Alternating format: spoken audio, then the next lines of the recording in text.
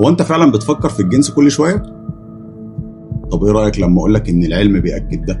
بس استنى، ده مش عيب فيك، ده كود اتزرع جوه دماغك. الراجل بقى بيتهيأله دايما ان الموضوع متعلق بالرغبه بس، لكن الحقيقه اعمق من كده بكتير. حسب دراسات عملها روي بومستر، الرجاله عندهم حاجه اسمها اندفاع جنسي عالي بسبب ارتفاع مستوى التستوستيرون اللي بيبقى مليان في جسمهم من سن المراهقه.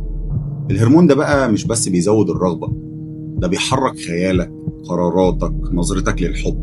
في المقابل بقى الست مش اقل رغبه ولا حاجه، بس رغبتها بتيجي من حته تانية خالص.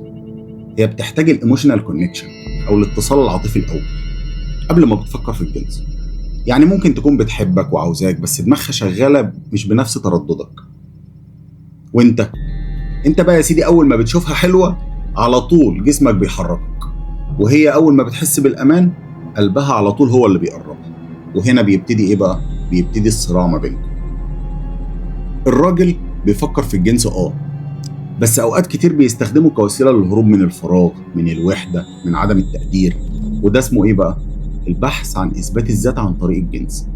فمش كل راجل عايز ينام مع واحده، اوقات بيبقى عايز يحس بس انه لسه مرغوب فيه، او يعني بالبلدي انه لسه راجل. والخلاصه بقى يا سيدي ان الجنس مش غلط، بس فهم دوافعه هي اللي بتفرق ما بين حب وما بين شهوه. والوعي هو اول خطوه لعلاقه فيها احترام مش بس شهوه. وانا مخلص جويش، وهي دي بقى الخلاصه.